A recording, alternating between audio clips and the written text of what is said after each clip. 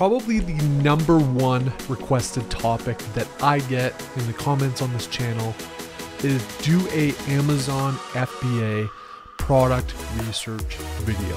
Well, I'm going to do many of them over the course of this channel, but the one I'm going to talk about today is probably going to be the most important. It's not using data analytics, scrubs, software tools, all of the things you're typically here in the Amazon space. It's much more fundamental. It's much more important, and it's much more impactful. Let's get into it. I've built and led multiple 7-figure Amazon brands.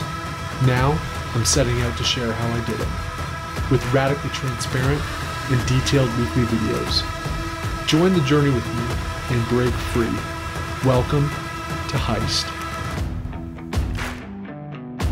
Hey guys, welcome back to Heist, the YouTube channel that is all things Amazon FBA. Today, we're going to dive into one of the hottest topics that I get asked on a regular basis, which is, Adam, can you tell me how you do product research? Well, I'll get into all of that throughout the course of this channel, but I wanted to start with a very key foundational step, because I feel like if you don't get this right, no matter what data tools you leverage, any little nuances, tricks, hacks, tactics that sometimes can change and that many other people do as well, you're not going to be successful. So let's dive into it, and we're going to be using an analogy today of surfing. There's a lot of people, especially in the venture capital space, that debate this topic of, would you rather have a good market? Would you rather have a good product? Or would you rather have a good founder or good people? So market is, hey, no matter what kind of happens, if you're riding the right wave, you might do okay. So there's a lot of proponents of the market. There's some people that think it's all about the product, the aesthetic, the brand, the look, feel, vibe. If you get that right, even in tough markets, you can overcome and be successful.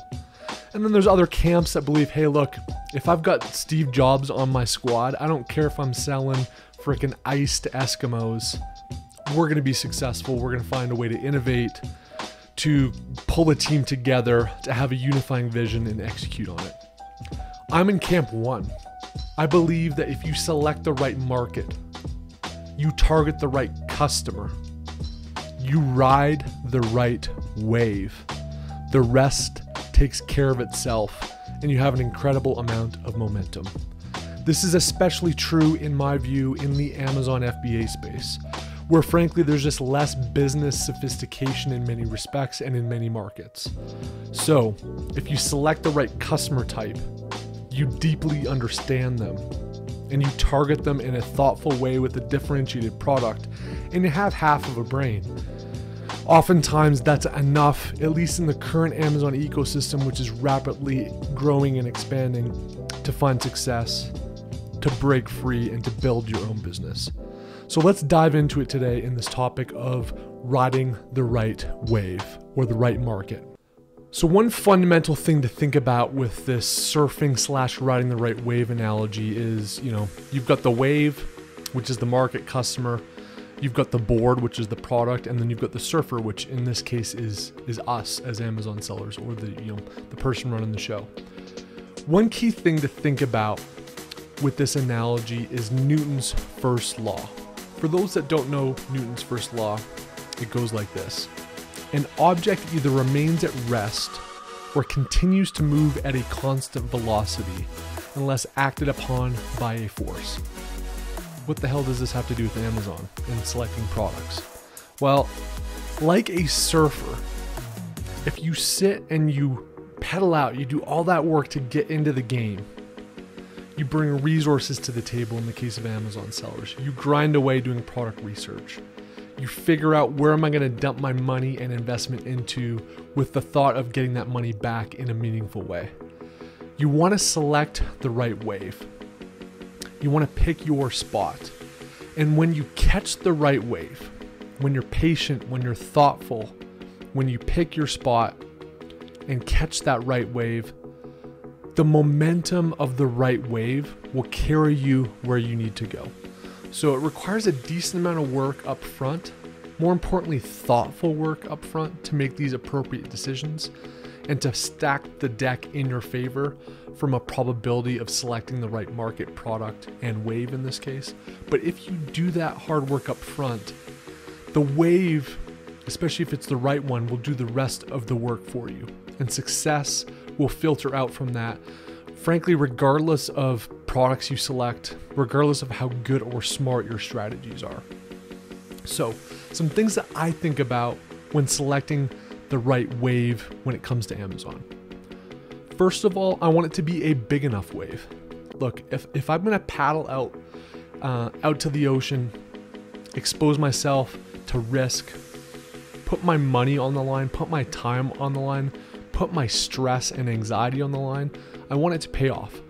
And frankly, paddling out is half, if not more, of the battle. Catching the wave's the easy part. So you might as well select a meaningful wave.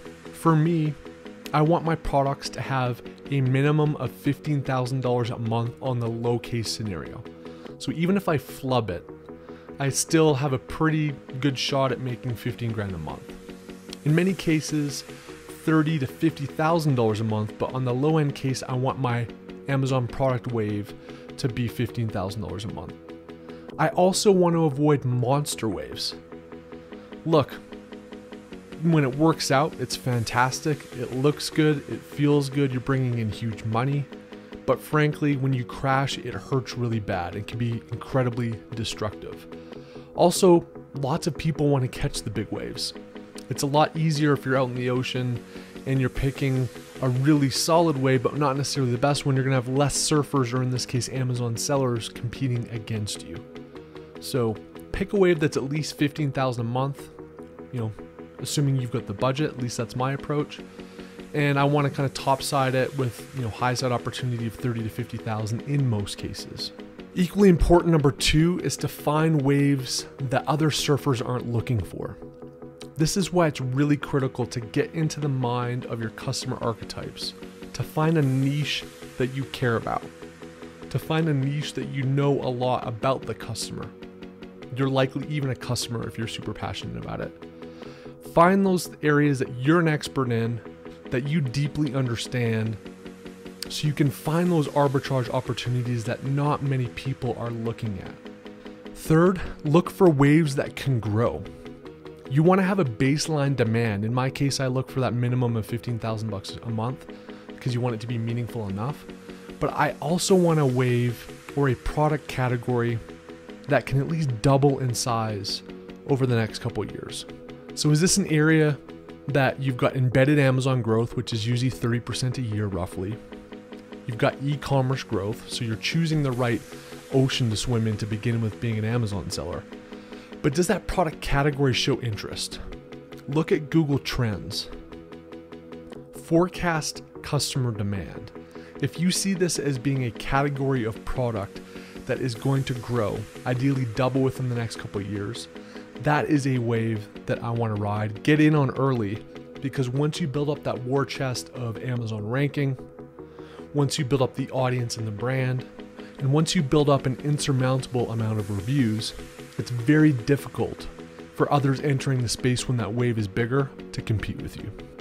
The other thing in terms of finding waves that can grow is I want to find a portfolio of products that can be a $5 million a year revenue business. So not only do I want to have topside where it can double at least in growth over the next couple of years, I want to be able to spot other product opportunities within that ocean, within that ecosystem, so I can catch additional waves and combine to have over a $5 million a year opportunity business. For me, that's my formula for success. It's so important to find the right customer, the right niche, the right opportunity set, to catch the right wave. And like Newton's first law, that hard work to paddle out to catch that wave, but once you catch the right wave, that wave will do most of the momentum building and the success building for you, regardless of what board you're on, regardless of your strategy and tactics, regardless of how smart you even are, that wave will be doing most of the work. Equally important, if you find a wave that can grow, that can scale and double. You have forces and first mover advantage that can be tremendously helpful as that niche customer archetype and industry grows. So this isn't a hack. This isn't a software trick within Helium 10. This isn't what a lot of gurus talk about. But I'm telling you, the most important rule for me on finding the right products, building the right brands, is focusing on the wave. Guys, we're gonna mix it up next week and not do Mental Game Monday. For those that don't know, we have a US election happening right now. So I'm gonna be doing a US election special. Hopefully by the time I shoot that video, we'll know who the president is, and I can share with us Amazon sellers within the space what I believe are the key implications regardless of who the president is for Amazon sellers. So until that video, guys, hope you're well. We'll see you next week. Cheers.